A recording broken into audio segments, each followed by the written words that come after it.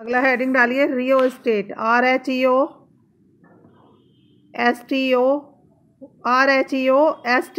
रियो state.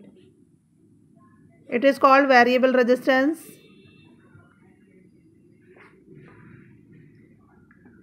इसे variable resistance भी कहते हैं. It is use to change the resistance, अभी करके दिखाया था ना मैंने पीछे, through the activity.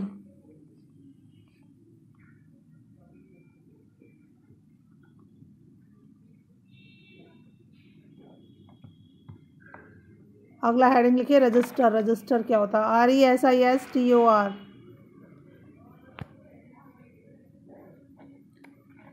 A conductor having some appreciable resistance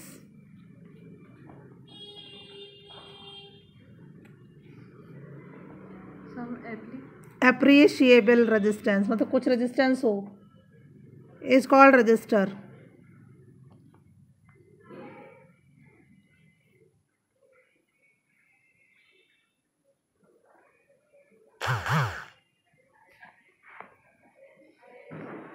note डाल के लिखिए, बहुत ही इंपॉर्टेंट है.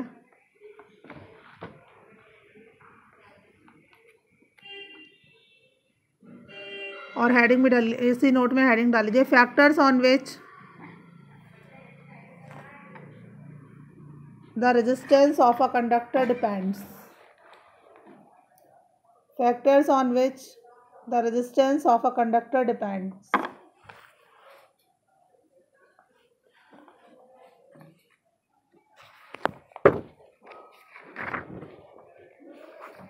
लिखिए नंबर 1 फर्स्ट पॉइंट इसमें, रेजिस्टेंस इज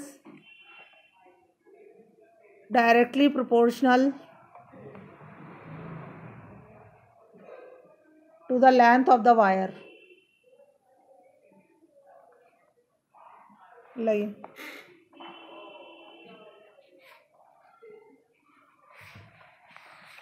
देखिए, ये रेजिस्टेंस है. Resistance is directly proportional to the length of wire. अगर एक ही मटेरियल के दोनों बने हैं, यहाँ समझिए ये वायर है, दोनों सेम विड्थ के हैं, सेम है, तो इसका रेजिस्टेंस तो कम होगा. मान लो इसका 1 ओम है तो इसका 2 ओम होगा.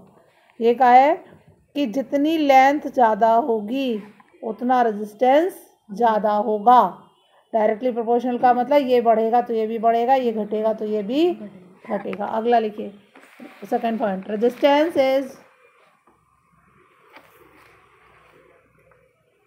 Inversely proportional to the area of the wire.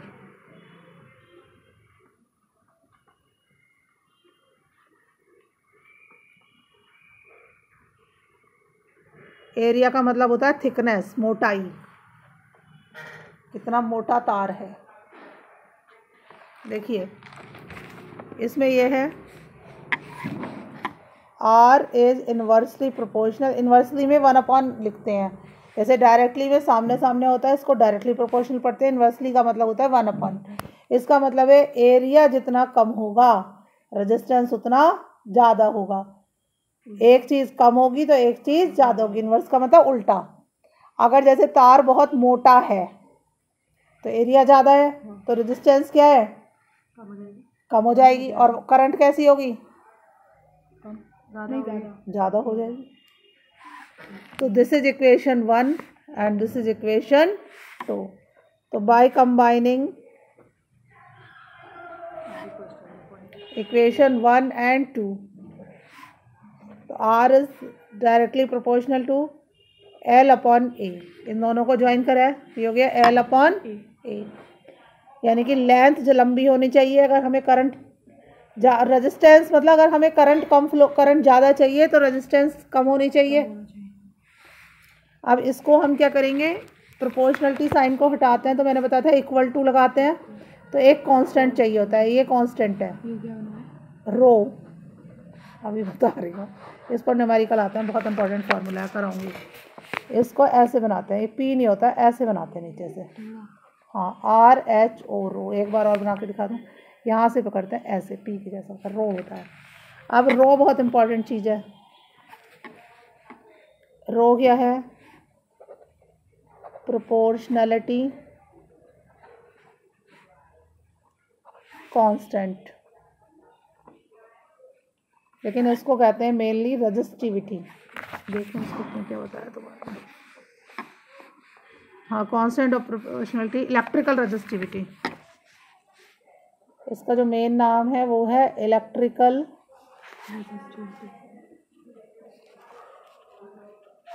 और इट डिपेंड्स, ये बहुत इंपॉर्टेंट है, इस पर एक न्यूमेरिकल आना ही आना है। It depends on the nature of material of wire. ये केवल इस बात पर, ये ना लंबाई पे डिपेंड करती है रो, ना चौड़ाई पे डिपेंड करती है, केवल क्या डिपेंड करती है कि तार किस चीज़ का बना है। एग्जाम में कैसा क्वेश्चन आता है, एक इलेक्ट्रिक वायर लिया है, उसका लेंथ इतनी कर दी, ये एरिया इतना कर दिया, रजिस्टिविटी बताओ कि क्या प्रभाव पड़ा। तो no change in the resistivity. Resistivity कब बदलेगी? जब आप मटेरियल बदलेंगे। तो बच्चे बैठ के उसको न्यूमेरिकल करते हैं 1 घंटा, ठीक है। रेजिस्टेंस तो बदल जाएगा लेंथ से और एरिया से, ये समझा रही हूँ मैं, but there is no change in the resistivity. Resistivity will change when only in the material is changed. मान लो मैंने नाइक्रोम वायर था, उसकी जगह कॉपर वायर कर लिया, तो रजिस्टिविटी बदलेगी। एक नाइक्रोम का तार है, दूसरा नाइक्रोम का ही तार लिया मैंने, कितना भी मोटा लूँ, कितना भी लंबा लूँ, but resistivity will not change. केवल क्या चेंज होगा? रजिस्टेंस। रजिस्टिविटी है क्या? रजिस्टिविटी ये है, अभी समझा रही हूँ। ये भी आता है SI यूनिट, ये कभी नहीं आता है रजिस्टिविटी क्या है। SI यूनिट ऑफ रजिस्टिविटी समझ में तो आया, चीज है क्या? हाँ, बता रही हूँ। आपने पढ़ा R equal to row L/A, तो रो इक्वल टू RA/L। तो it is the product of resistance and area divided by length of the wire. ये कांस्टेंट है, ये हमेशा कांस्टेंट रहता है। तो आपने थोड़ा चेंज हो जाएगा तो मटेरियल चेंज होने पे तो चेंज हो रहा है, लेंथ वगैरह पे इन सब पे तो नहीं कर रहा ना। 1 मिनट में, ये रो है ना? हाँ, तो ये ऐसे कैसे बदल गया? ये ऐसे नहीं हुआ, ये ऊपर चला गया और ये नीचे आ गया। ऐसा यूनिट निकालनी है ना मुझे, वो सिखा रही हूँ ना मैं, जैसे मैथ में करते हैं। तो रो क्या है? रो इज अ कांस्टेंट। रजिस्टिविटी क्या है? It is a proportionality constant. आगे समझ में? अब इसका कैसे निकालते हैं ऐसा यूनिट, क्योंकि लोग तो तुम्हें याद करा देंगे, लेकिन याद भैया मुझे तो आज तक हुई नहीं, तो मैं निकालना सिखा दे रही। R की मैंने बताया था ओम होती है, जो बेसिक्स है वो तो याद करनी पड़ेंगी। एरिया की होती है मीटर स्क्वायर, और लेंथ की है मीटर। तो 1 मीटर से मीटर कट गया, तो रजिस्टिविटी की ऐसा यूनिट क्या हुई? ओम मीटर। ये डैश लगाया है? हाँ, डैश का मतलब मल्टीप्लाई के लिए होता है ना, तो लगाना जरूरी है डैश?